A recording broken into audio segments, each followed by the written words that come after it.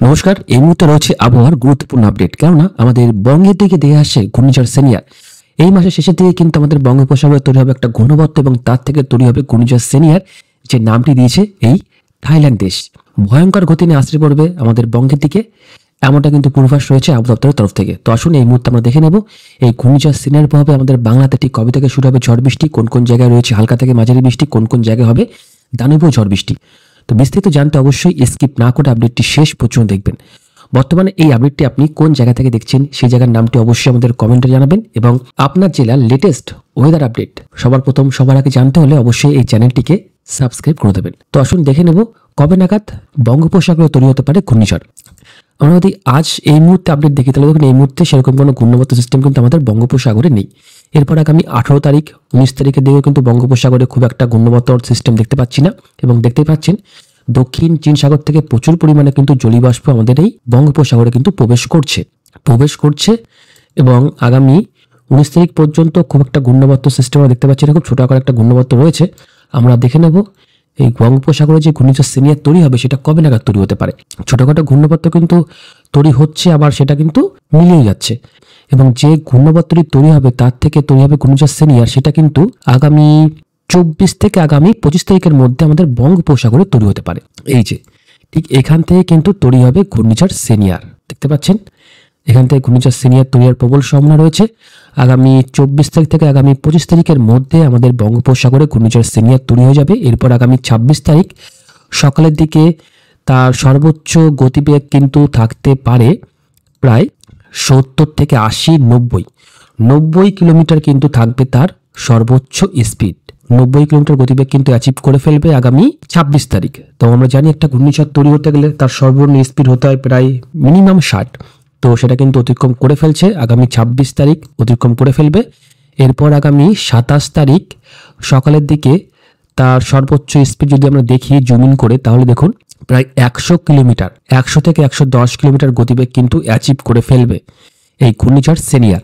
এবং এরপর আস্তে আস্তে আরও শক্তি বাড়িয়ে এটা কিন্তু আমাদের বাংলার দিকে ধেয়ে আসার প্রবল সম্ভাবনা রয়েছে। দেখুন হাওয়ার ব্যাপার যখন তখন যা কিছু হতে পারে। তো এই মুহূর্তে যা দেখতে পাচ্ছি আমাদের কিন্তু বাংলা এবং উড়িষ্যা দিয়ে কিন্তু এই ঘূর্ণিঝড় অভিমুখ রয়েছে। যদি এইভাবেই তৈরি হয়, এইভাবে যদি আমাদের ভূখণ্ডে প্রবেশ করে বা আশ্রে পড়ে, তাহলে সেই মুহূর্তে কিন্তু ভয়ঙ্কর একটা পরিস্থিতি তৈরি হতে পারে। আগামী 28 থেকে আগামী 29 তারিখের মধ্যে কিন্তু আমাদের বঙ্গোপসাগরে ঘূর্ণিঝড় সেনিয়ারটি আমাদের কিন্তু ভূখণ্ডে প্রবেশ করবে। আগামী 28 তারিখ বিকেলবেলা এর সর্বোচ্চ স্পিড কিন্তু সেই মুহূর্তে প্রায় 100 কিলোমিটার কাছাকাছি কিন্তু সেই মুহূর্তে থাকবে, এবং 100 কিলোমিটার গতিবেগ নিয়ে কিন্তু আশ্রে পড়ার সময় রয়েছে। তো আসুন দেখে নেব এই ঘূর্ণিঝড় সেনিয়ার প্রভাবে কবে থেকে বৃষ্টিপাত শুরু হবে আমাদের এই পশ্চিমবঙ্গে তথা বাংলাদেশে। তো আসুন আমরা চলে আসবো বৃষ্টি বজ্র মোডে। দেখুন আগামী 25 তারিখ বা আগামী 26 তারিখের দিকে বৃষ্টিপাত নেই, বঙ্গোপসাগর উত্তাল হতে শুরু করবে এবং মৎস্যজীবীদের কিন্তু ফের সমুদ্র নিষেধাজ্ঞাও জারি করা হবে।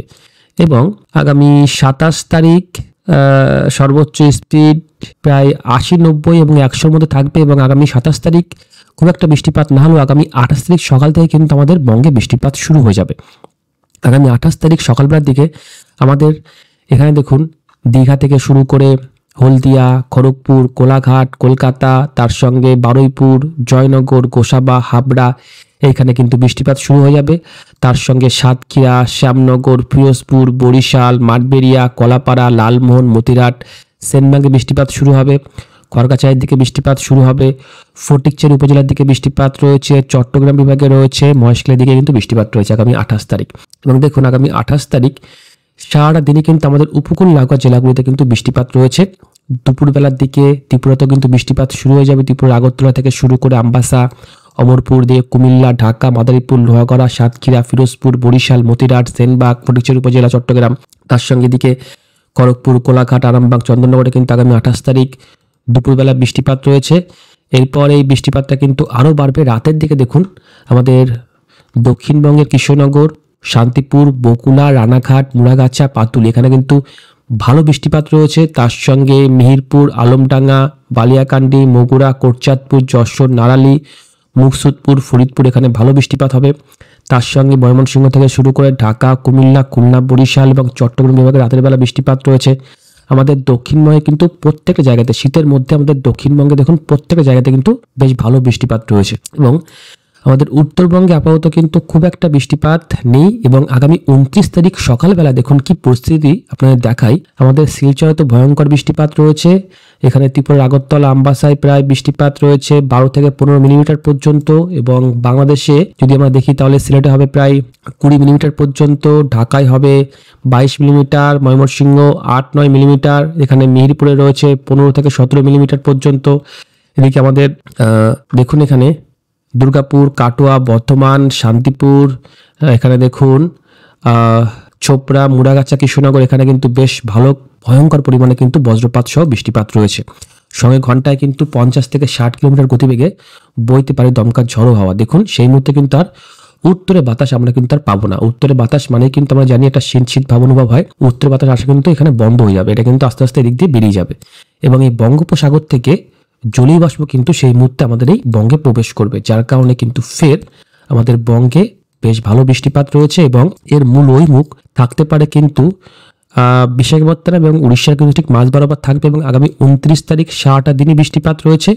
এরপর আগামী 30 তারিখ দেখুন ঠিক মধ্যরাতে আমাদের উত্তরবঙ্গে কিছুটা মালদার দিকে কিন্তু বৃষ্টিপাত হবে, মুর্শিদাবাদে রয়েছে বৃষ্টিপাত, এদিকে নলহাটি বৃষ্টিপাত রয়েছে এবং আগামী 30 তারিখ অর্থাৎ এই মাসের ঠিক শেষের দিন দেখুন বাংলাদেশের খুলনা থেকে শুরু করে এখানে বরিশাল, মতিরহাট, লালমোহন, মাঠবেড়িয়া, ফিরোজপুর এবং কলাপাড়াতে কিন্তু ভয়ঙ্কর ভাবে বৃষ্টিপাত কিন্তু থাকবে। এদিকে কিন্তু অবশ্যই সাবধান থাকবেন, সুন্দরবন এলাকায় কিন্তু প্রচন্ড পরিমাণে বৃষ্টিপাত হবে, অনেক মাটির বাড়ি কিন্তু ফের আবারও ধসে যেতে পারে এবং ফের কিন্তু একাধিক রাস্তা জলমগ্ন হতে পারে। আগামী 30 তারিখ কিন্তু আমাদের বঙ্গে বৃষ্টিপাত থাকবে এবং সারাদিনই বৃষ্টিপাত থাকবে। আমাদের দক্ষিণবঙ্গে আপাতত কিন্তু এই ঘূর্ণিঝড় প্রভাবটা সব থেকে বেশি পড়বে এবং বাংলাদেশে পড়বে, উত্তরবঙ্গে কিন্তু খুব একটা প্রভাব পড়বে না। উত্তরবঙ্গে শুধুমাত্র মালদার উপরে কিন্তু এর একটা খানিকটা প্রভাব থাকতে পারে। তো এই মুহূর্তে এই ছিল আমার আপডেট।